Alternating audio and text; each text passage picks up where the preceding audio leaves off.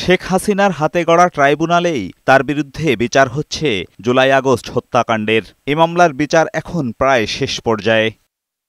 শেখ হাসিনা, আসাদুজ্জামান খান কামাল সহ ৩ জনের বিরুদ্ধে সবশেষ সাক্ষী হিসেবে ট্রাইব্যুনালে সাক্ষ্য শুরু করেছেন আন্দোলন চলাকালে ডিবি অফিসে নির্যাতিত অভ্যুত্থানের অন্যতম সংগঠক নাহিদ ইসলাম।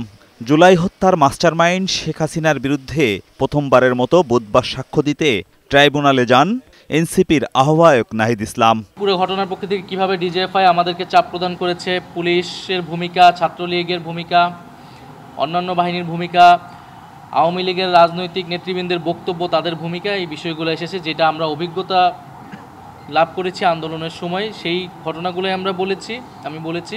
মানবতাবিরোধী অপরাধ ও খুন গুমের সাথে জড়িত আইন শৃঙ্খলা রক্ষাকারী বাহিনীর সদস্যদের বিচারের আওতায় আনার দাবি জানান তিনি। শেখ হাসিনাকে আমি বিচারের আওতায় আনতেছি, আওয়ামী লীগের নেতাকে একইভাবে পুলিশ সহ, মিলিটারি সহ অন্যান্য বাহিনীর যারা এই জুলাই গণঅভ্যুত্থান সহ গুমের ঘটনায় যুক্ত, তাদেরকেও যাতে বিচারের আওতায় আনা হয়, কোনো বাহিনীর দেখে যাতে কেউ পার পেয়ে না যায়, সেটা আমাদের কাছে কিন্তু স্পষ্ট থাকতে হবে। এদিন শেখ হাসিনা সহ ৩ জনের বিরুদ্ধে দেওয়া আমার দেশ পত্রিকার মাহমুদুর রহমানের জবানবন্দির উপর 2 দিনব্যাপী জেরা শেষ হয়।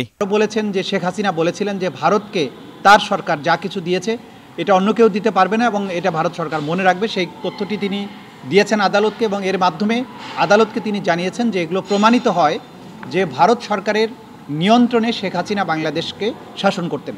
এ মামলায় দেওয়া রাজসাক্ষী থেকে শুরু করে প্রতিটি সাক্ষ্য শেখ হাসিনার বিচারের অকাঠ্য দলিল বলে জানান চিফ প্রসিকিউটর। তার বক্তব্যের মাধ্যমে আমাদের সাক্ষ্যগত যে বিষয়গুলো প্রয়োজন ছিল এই মামলায় প্রমাণ করার জন্য সবকিছুই এসে গেছে বলে আমরা বিশ্বাস করি। মামলায় এনসিপি নেতা নাহিদ ইসলামের বাকি সাক্ষ্য নেওয়া হবে বৃহস্পতিবার। এজাজুল হক মুকুল, বৈশাখী সংবাদ, ঢাকা।